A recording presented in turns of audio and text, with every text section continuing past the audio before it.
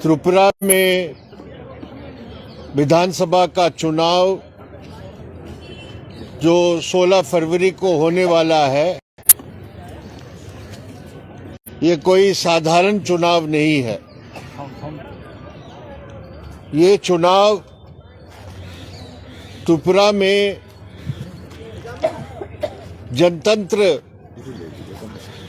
रहेगा, त्रिपुरा में संविधान चलेगा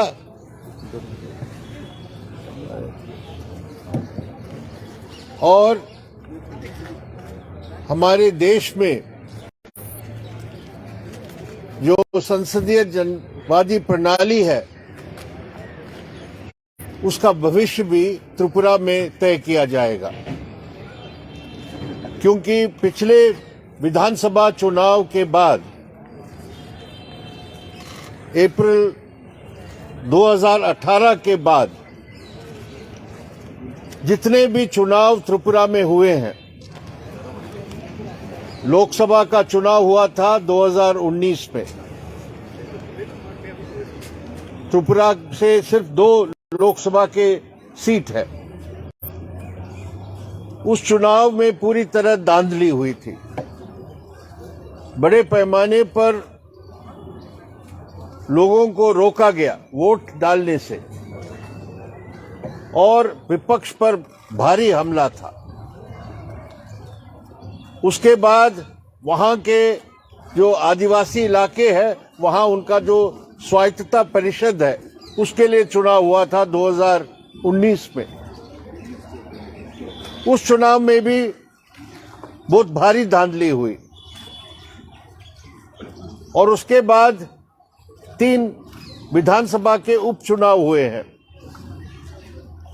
और ये सब चुनावों में हम देख रहे हैं कि पंचायत का चुनाव में भी, बाय इलेक्शन में भी विपक्ष के लोगों को अपने नामांकन करने को भी अनुमति नहीं है। जब नामांकन करने जाते हैं तो वहां के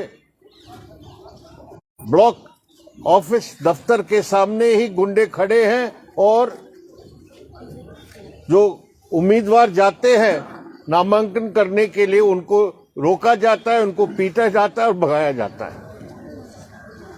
तो इसीलिए अभी जो चुनाव होने वाला है,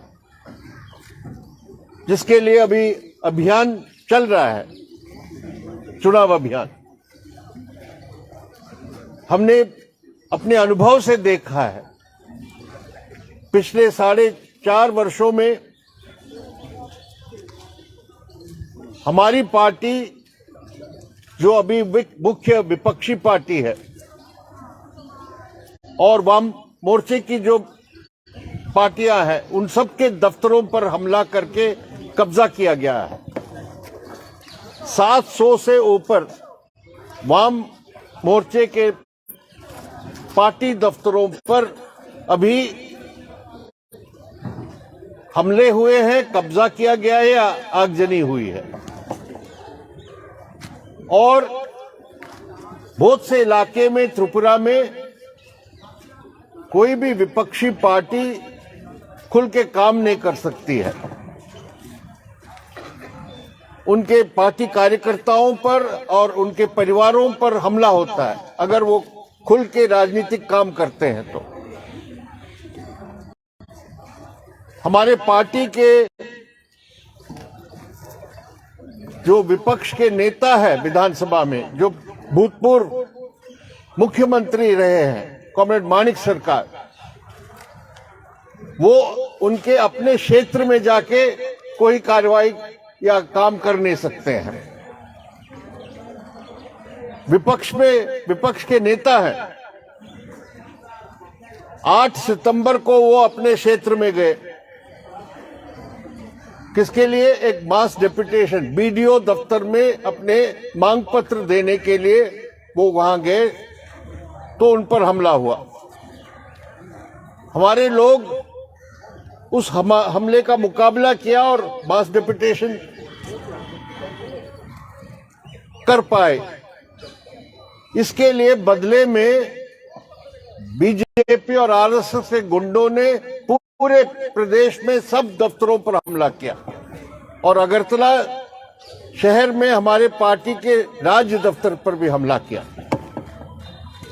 तो कोई भी राजनीतिक काम करना, कार्रवाई करना अपराध है त्रिपुरा में, और वहां की भाजपा सरकार आतंक के माध्यम से पिछले 5 साल राज किया है।